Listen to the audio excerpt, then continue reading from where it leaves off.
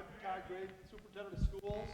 I appreciate everyone coming out tonight. I know it's not a real nice night to come out, but we have some important things to share with you on our referendum plan.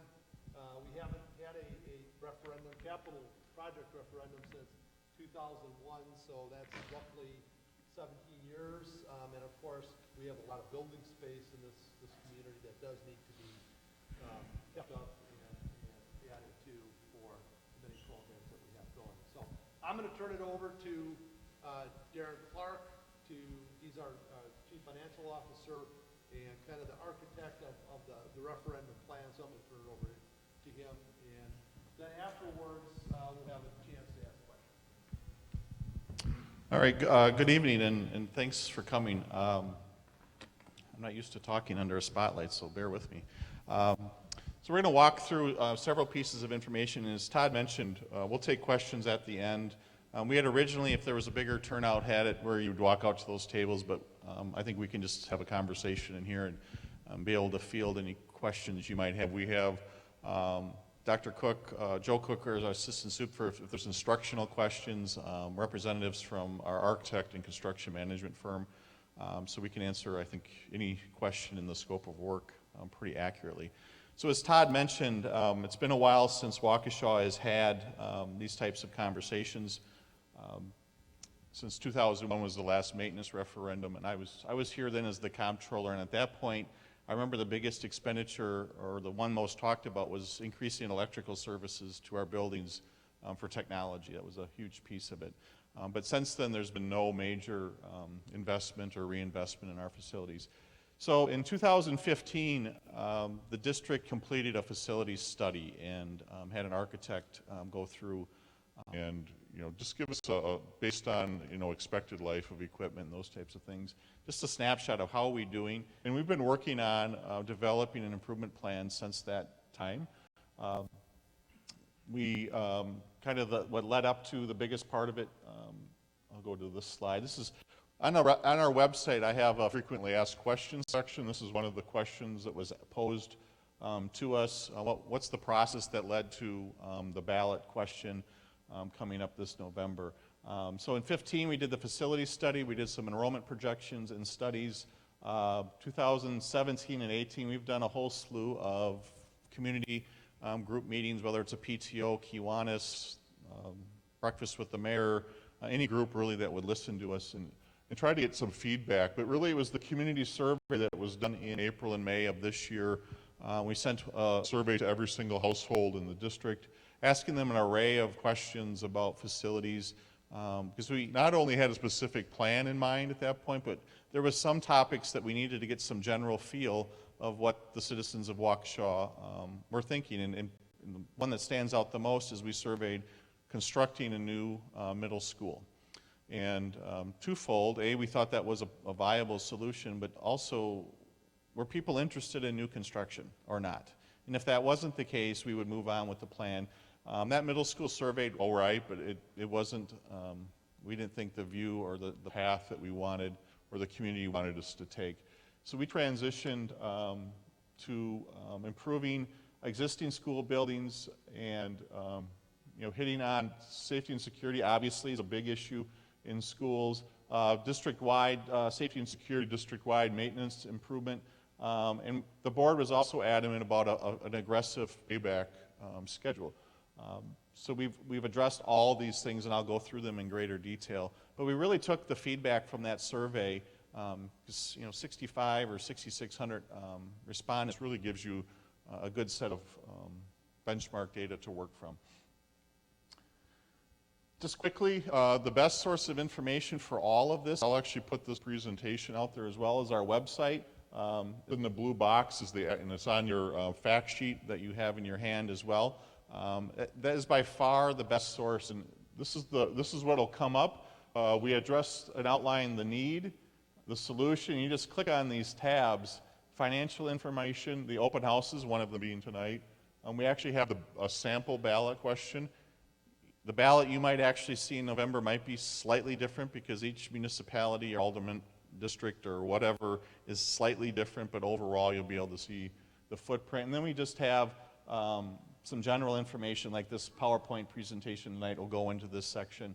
Some other pieces of information you can click on, the results of the community survey. So if you want to go out there and see it, it's been out there since May. We have a tax calculator where you can go out, type in what you think your assessed value is, not what you think you can sell your home for, but what the tax base your house has, and it'll calculate the anticipated financial impact on your home for you to see. We also have an FAQ. I've gotten a lot of great questions from citizens. We've done our best to kind of merge them and answer them as thoroughly as possible. So all this is out there, and if translation is an issue, we have some of our key documents fully translated as well. Just a little snapshot, and this is important because the board had to go through this process of, are we in the position to be even asking a question? And just a couple of key points or things we found. Over the last 6 years, our mill rate has fallen from 958 to 821. That's a 14% drop. We haven't finalized this year's tax rate, but we will be at the end of October. This is the way we do it. We do it 4 or 5 months into the fiscal year, which is a little odd, but that's the timing of school finance. We're anticipating this 821 to be around $8 for this current year, so another drop in our tax rate. Our levy alone, there's two ways to measure taxation, the levy and the related rate that comes from it. Our levy is actually going to be lower than it was in 2008, 2009, so lower than it was a decade ago. I'm going to show you some comparison data. We spend less in cost per pupil, whether you're comparing to Waukesha County comparables or statewide averages.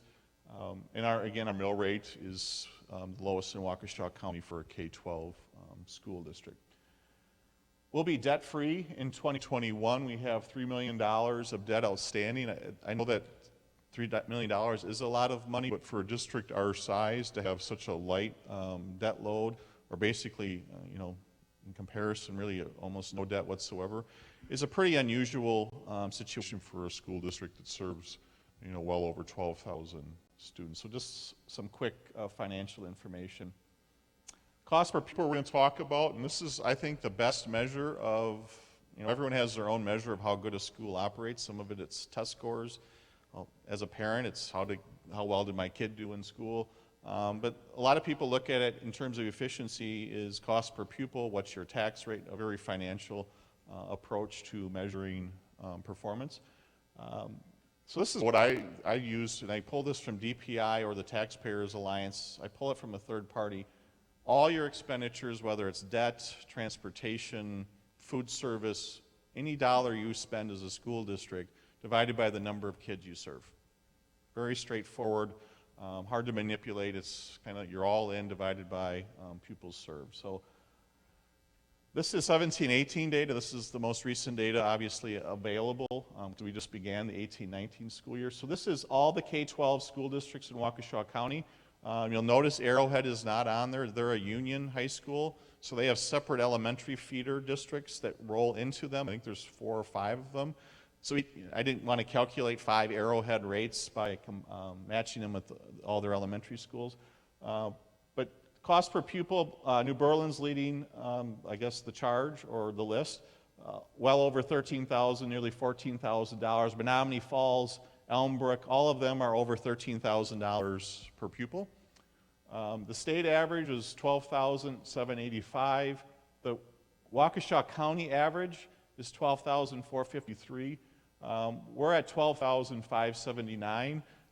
Just 2 districts, and we over time kind of flip back and forth with Hamilton and McGuanago, but this is a funny number. My first 2 presentations of this type that I gave, the first one I had a lady ask me, I can't believe you only spend $11,579. The next meeting, I had a gentleman raise his hand and say, I can't believe you spent $11,579. So everyone has a different interpretation as to where we should be on this chart. But I think it's important to know, how do we compare? How are we doing with our peers in Waukesha County? If you spend a lot, there's tends to be a high tax ratio too, right? You have to tax to generate the revenue to have that level of spending. So this is the tax rates for 17-18. Again, New Berlin and Menominee Falls were at the top of the cost per pupil. They're also at the top of the tax rate chart. 1125, 1083. Waukesha is down here at 821, and as I mentioned earlier, the fiscal year we're in now, we think we're going to be about $7.90 to $8 on our tax rate. So again, if this is a key measure for you and how you look at how we're operating, we're doing very well in terms of the overall tax rate. The dashed line going across the top is the state average. At the end of the presentation, I'm going to come back to this slide and walk through how it looks with the referendum that's being discussed reflected. One other thing, as you look at Hamilton's data, this past February they passed a nearly 58 million, I think it was 57.4 or 57.6 million dollar referendum. That referendum's impact on these financial figures is not yet reflected because they hadn't borrowed the money yet. They hadn't taxed to pay off, the first year of the bonds. I'll try to remind you as you go, but as we look at these things, I think it's important to point that out for Hamilton.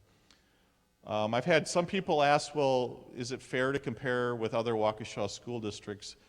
We're a lot different than all the other ones in terms of size, demographics, just a lot of things.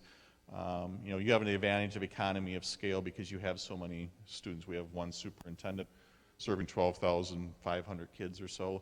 Pewaukee has one superintendent serving a fourth that number. Is there an advantage in terms of comparison data? So I ran the same chart with the other large school districts in the state. We're usually around 8 to 12, kind of bounce around with a couple other school districts.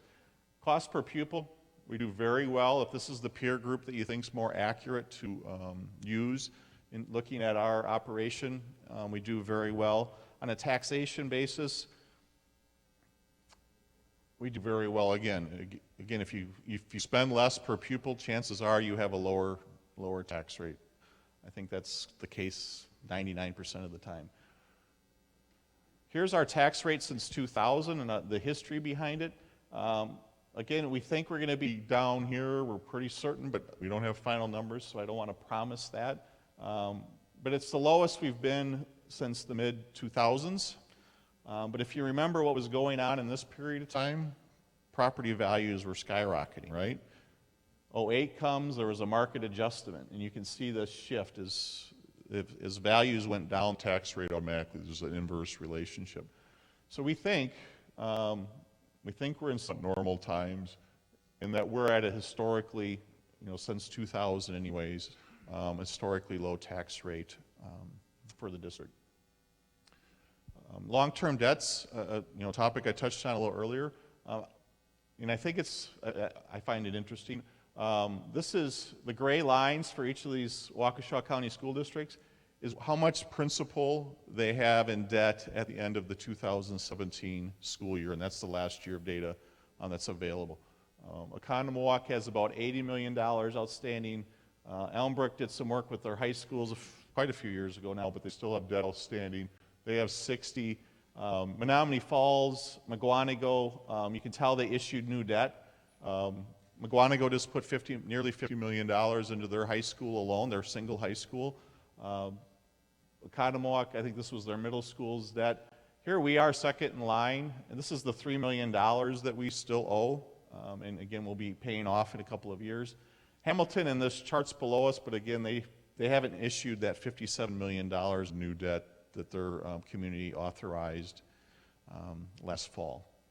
So again, some comparison data in terms of the financial. Why are we discussing this now? Obviously the board's interested in this, otherwise the 2015 facility study wouldn't have been authorized. Our debt picture is very good. Our tax rate picture, based on comparing it with historical data, is very good. Our 18-19 levy is going to be lower than it was a decade ago. Interest rates in the market for what we can borrow, interest rates are climbing slightly, but they're still very attractive in terms of comparisons with historical tax rates. And there is what I call the cost of doing nothing.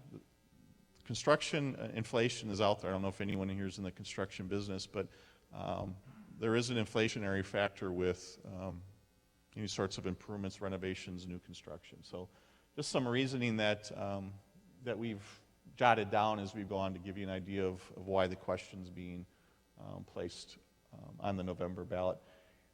This is the actual question. I don't expect you to sit here and read it. You're more than welcome to. You can go on the website and read it as well. I only point that out because a lot of times I'll get the question, why is it so long? And it's twofold. One, we have to, in the question, roughly outline what we're going to spend the money on. So someone who maybe doesn't sit through a presentation like this can read it and have some general idea of what work we're going to do in the scope that we're proposing. It doesn't come close to listing everything we're going to do at 26 sites. But the other thing it does is it limits the board and what we can spend the money on. So it's a binding agreement, this wording. So it's a little long, but it does serve a purpose both from informing the public but also controlling what future boards can do with the funds. And the question's very yes or no at the end. There's only one referendum question for the proposed plan. And again, the wording's out there if you want to see a specific ballot. We kind of struggled with how to lay out the information with so many schools. So we broke it down into categories, but then we also have it on the website broken down by grade level.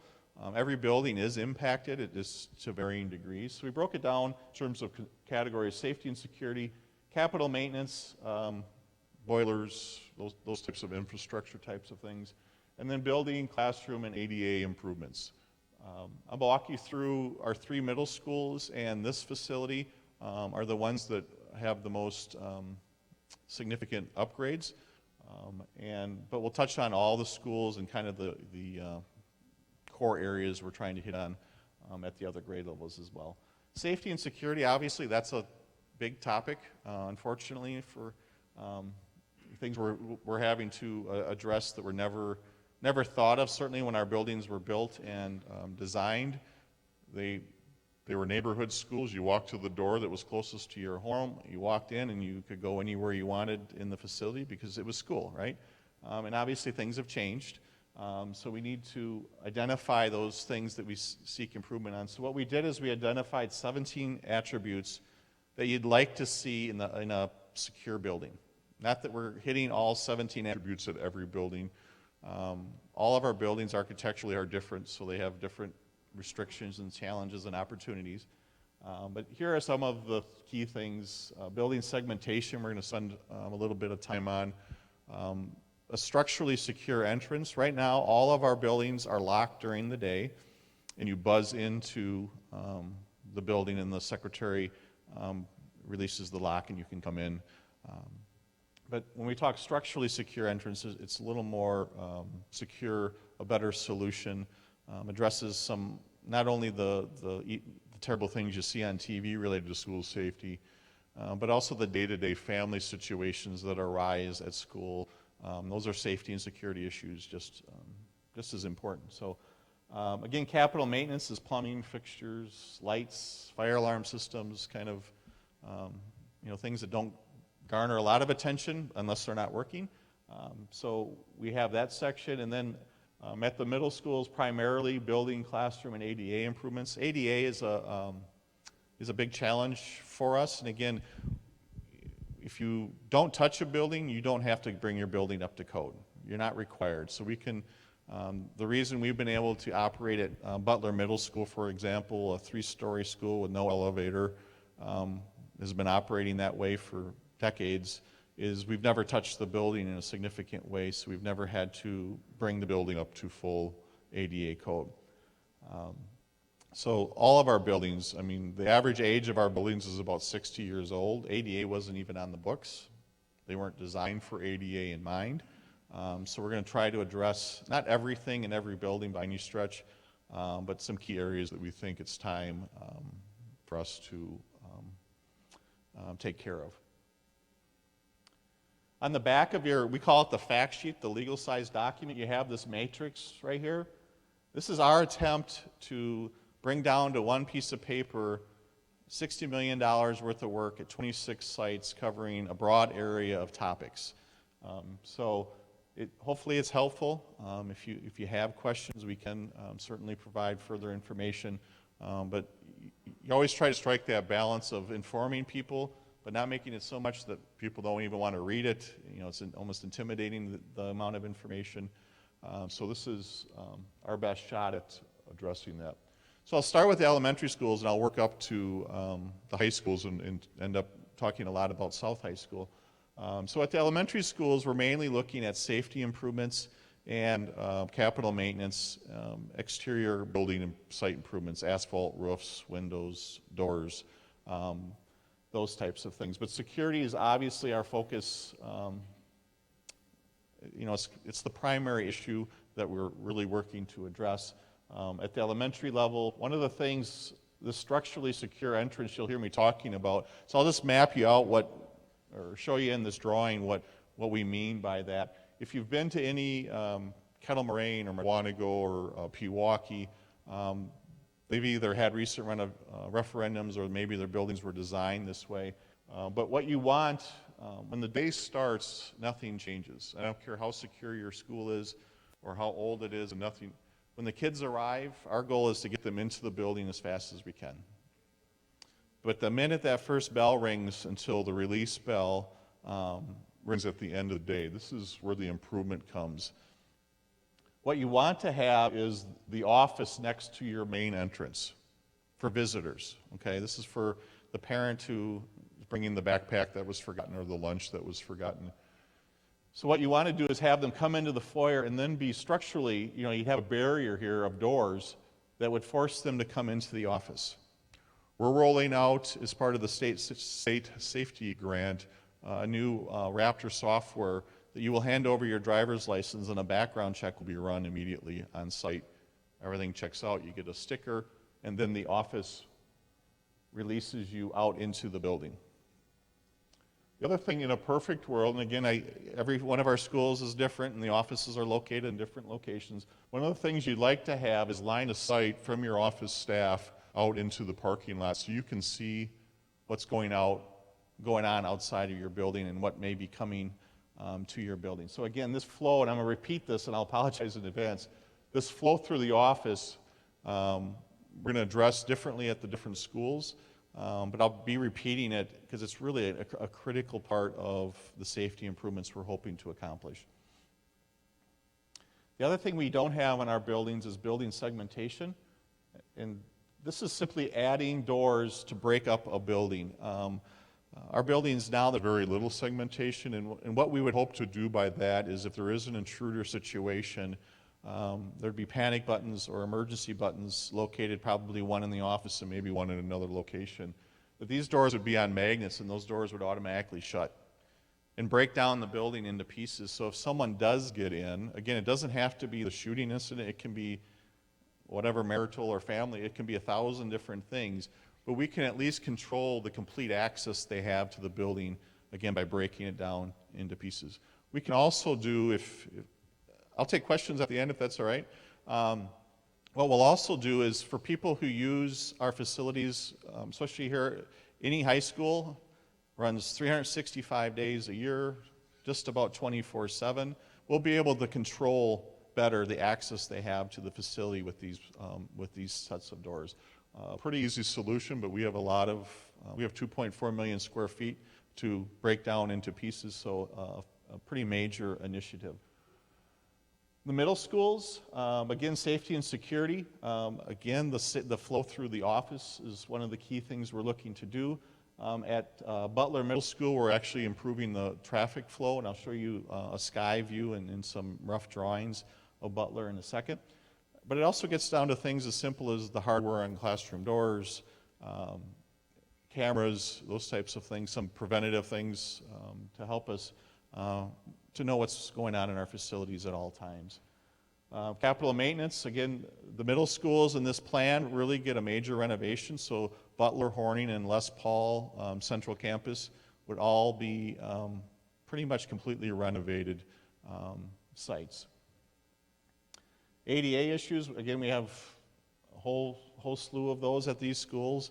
Les Paul dates back to the early 1900s, and Horning and BUTLER I think 63 and 1970 or somewhere in that range, so older facilities.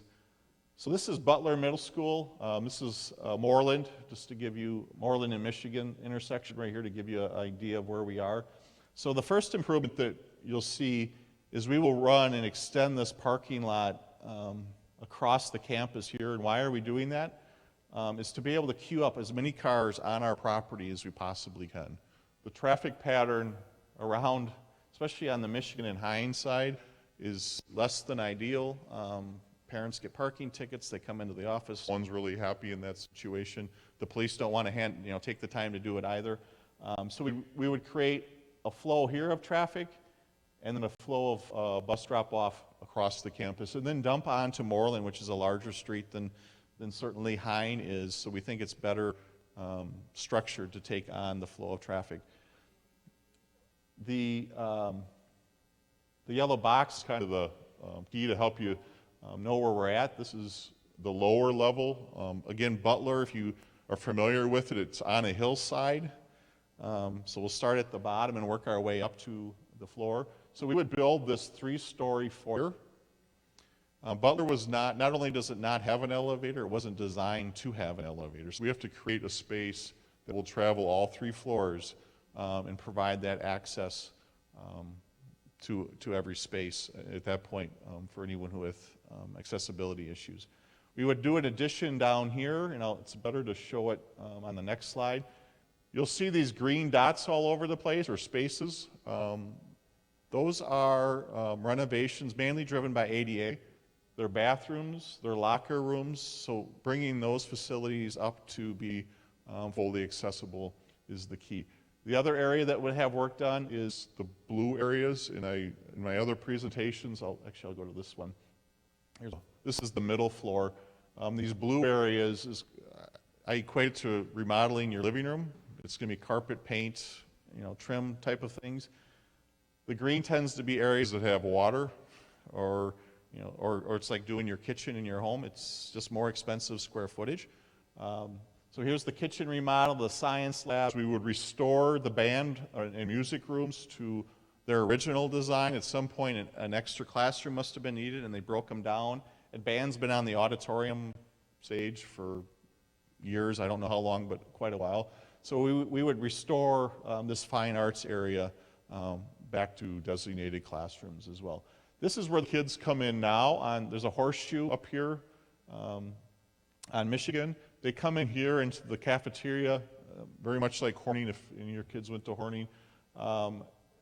Again, that ideal flow, and what we'll do with this addition is the offices will be moved here, and you'll get that flow into the office for the visitors during the day, and then they'll be released into the school. The office spaces now are up a floor and way over in this opposite corner. So here, a floor below, is where the kids mainly come in, and here's where the office space is. So there's no way structurally right now that we can create that structural secure entrance that we'd like to do. So what we do is we'll move the offices down here, and then we'll backfill the existing admin space or office space with classrooms. A pretty easy renovation. We're not changing hallways, we're not changing the flow of the building in any way, but we'll get that secure entrance. And we'll also designate, one thing you need about Horning and Butler in my mind is if you're a visitor there, you don't know where the front door is. There's nothing that jumps out at you as a front door. This will provide that with the parking there, better lighting, and then we'll go through, and you can see we're hitting a lot of square footage with just some baseline renovation. And at that point, Butler we'll do some capital maintenance in terms of HVAC and all the infrastructure. And then Butler will be significantly renovated for the next few decades. Horning Middle School, we'll do this little addition right here. On the next slide, they rotate the building to go left-right. So that square will show up over here. It's not another addition, it's just rotating so the map fits better on the PowerPoint. So here's that addition we would add. Right now at Horning, there's sister doors here. They're identical to each other, and you can buzz into the building. The offices right now are in between these two doors. The problem we have with a lot of our facilities is once you're buzzed in, there's nothing to stop you from going up this flight of stairs right here, straight ahead to go wherever. You can walk by the offices, you can go in the offices, but there's nothing to drive you into the office for that security check to be ran and just to make sure everything's all right before the person is released. So by doing just this tiny little addition and moving the offices here, and again, we'll backfill the existing offices with instructional space. We'll get that flow through the office, and then we'll be releasing visitors into the building from there. Other than that, it's very similar to Butler, updating some classrooms. The art and science labs would be updated. Right now, the kids pretty much, the horseshoe's down here, I forget the name of the road, and they enter here. The offices are right here, but down a floor, so nowhere near where the kids are coming in now. So the kitchen would be redone, the library, again, not changing hallways, not changing the flow of, we're not going to an open concept or anything of that nature, but just updating the rest of the facility and hitting the toilet rooms and the locker rooms and those types of things to make them ADA compliant. Les Paul Central Campus, oddly enough, is in the best ADA shape of our three major middle schools, not counting STEM, because it was renovated in the early 90s. So some of the code improvements have been made at that site. Code was a lot different in 1990 or 92 or whenever that work was done, and not all of it was done at that time. So what we're proposing is a admin addition right here, and then dropping the existing cafeteria and rebuilding the cafeteria. The cafeteria at Les Paul is below grade. I think it's 6 steps to get up to grade. You can get in there ADA-wise, access into here through a ramp, but to get out, if there's an issue, the only way to get someone out is to go back into this building and get back to a door that's at grade. It is accessible. I'm not here to say it's not, but it's undersized for the enrollment we have there, and ADA-wise, it's not what you would hope to see. From a security standpoint, right now you can come into this little foyer and buzz. The offices are right here. They buzz you in, but you can go left or right and have full access to either one of the towers at Les Paul. So what we would do is we would pull the main office out in front of this hallway because this is the lifeline of Les Paul. And then you would have that flow of traffic through the office space. We'd add some toilet rooms here, the new kitchen servery and cafeteria here, and then we would hit the bathrooms, locker rooms, get them up to renovate them and get them up to ADA compliance as well. We would backfill the offices. We don't have a specific plan here if this will be an instructional space or conference space. There'd be some advantages to have it as a conference space for a meeting with parents and things like that, but we've not gotten it. And there are just other floors of Les Paul. We got on the basement level or lower level locker rooms that we would renovate. The second floor, you can see we're just touching the bathrooms here. Again, Les Paul was the last renovated middle school, so the scope of work we're proposing is not as great as there is at Horning and Butler. And then on the third floor, I think they call it the fourth floor actually at Les Paul, if your kids go there, toilet rooms, once again, would be renovated. The high schools, they certainly span in age as well. Most of the work that we're proposing is at this facility, but we'd also do safety and security at West and North, and we'd do some exterior capital maintenance types of things at all 3 campuses. ADA, again, South is needs the most ADA compliance work, so it's not surprising they're most often listed. On that data sheet, that matrix, we tried to lay out everything. You'll notice there's a star under North for a secure entrance. North actually has a structurally secure entrance already, so there's no work for us to do there, in case you're wondering what that icon is for. So here's a sky view of South High School. Here's Roberta. Pick and Save is down here, just to give you an idea of what we're looking at. We're proposing building an addition right here and adding some architectural feature to draw people to this to make this the primary entrance during the day. We're also going to do would do a science lab addition. Right now there's a little cutout right here in the building for whatever reason, but we would fill this in, and I'll talk a little bit why we're doing that as well. Again, same view, just the details of the walls.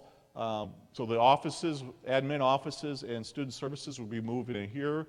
Same thing we've done at the other schools. We would backfill the existing office spaces with instructional space. Here we're calling for special ed and a few other classrooms.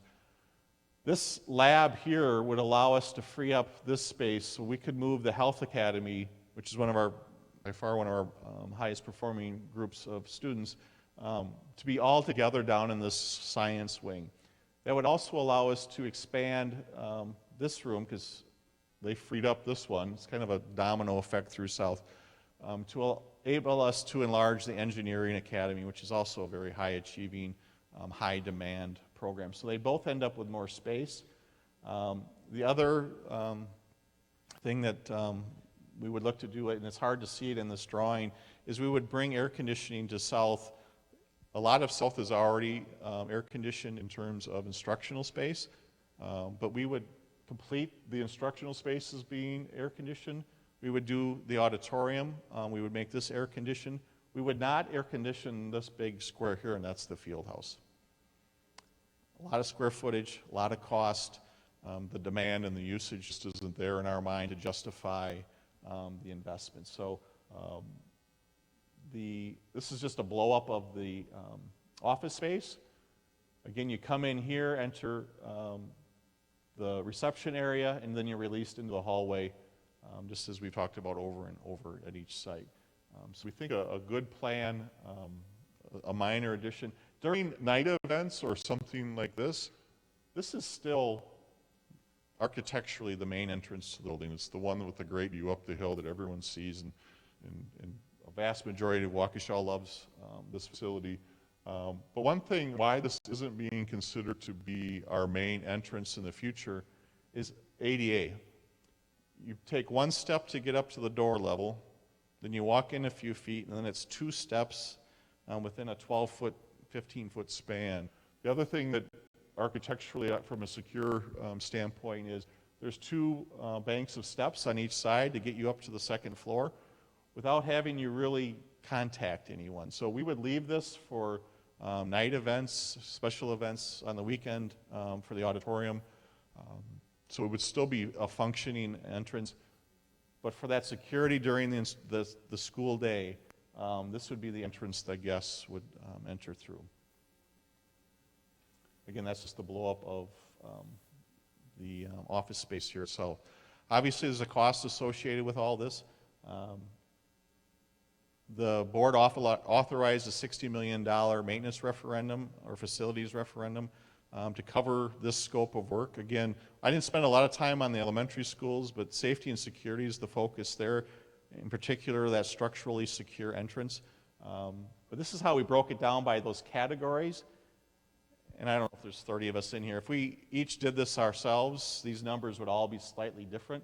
I took a pretty conservative view on safety and security. I could argue putting a new fire alarm system in at Les Paul is a safety and security thing.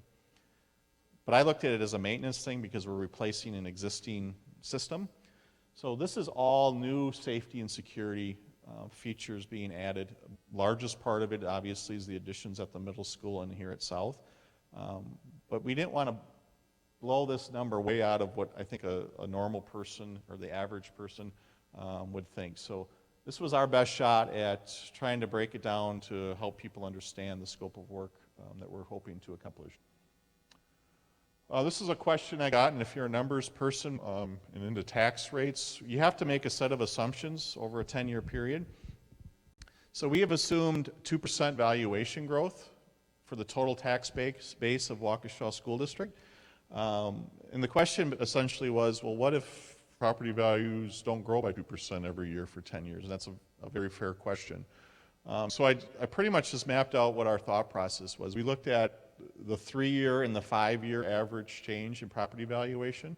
The 3-year pace that we're at is 3.4% increase in property valuation. The 5 years at 2.3.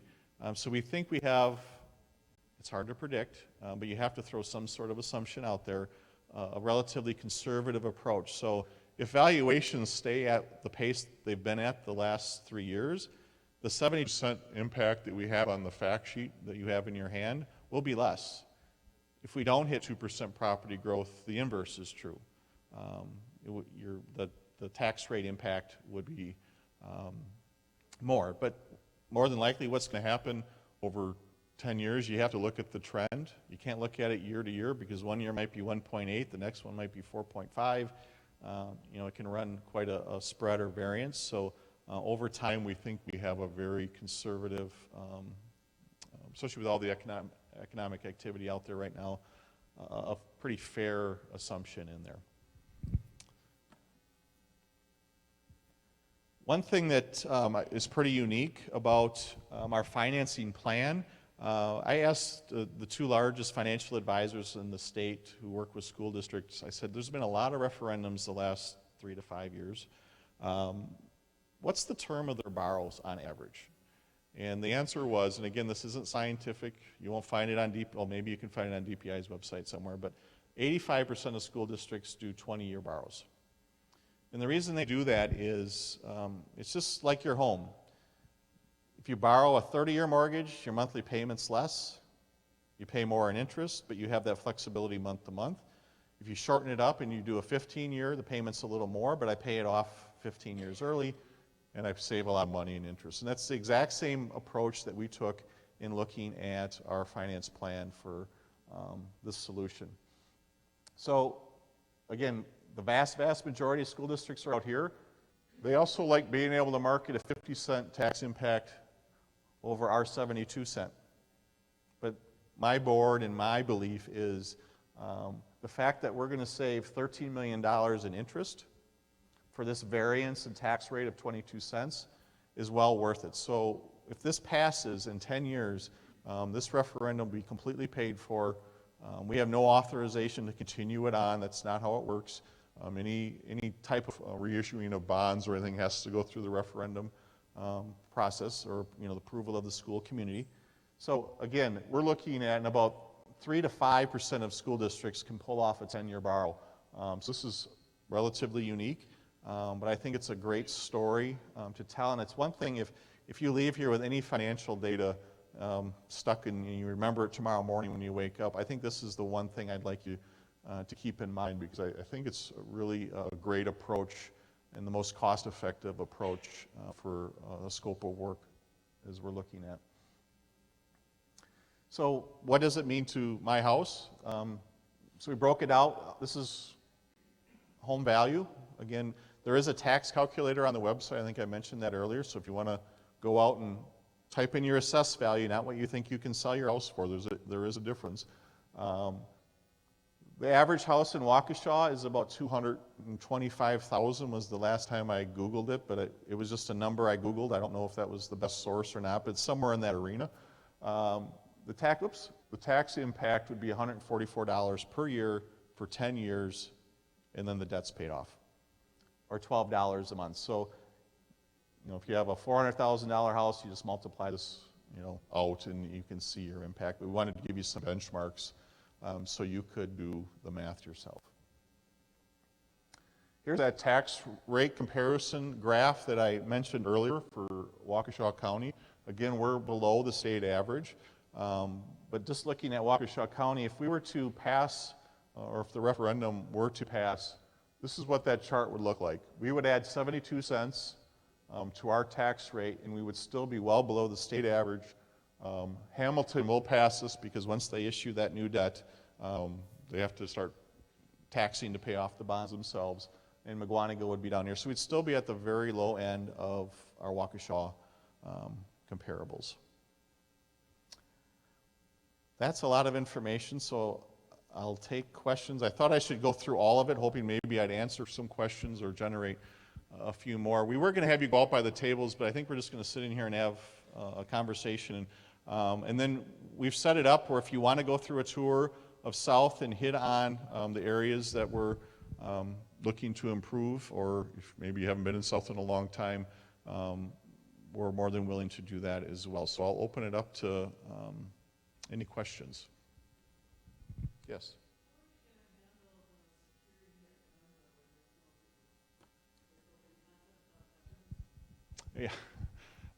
Yeah, that's, actually I was just out at Bethesda's PTO the other night, and we touched on that topic. That's one of the schools that is a little more challenging, and I was the business manager in McWanago, and we had a almost identical school to that at Section Elementary. And the problem, for those of you who aren't familiar with Bethesda, the office, the way buildings used to be built, the office is right in the middle. And you kind of come into this pretty grand foyer space, and there's a hallway right away, going left or right,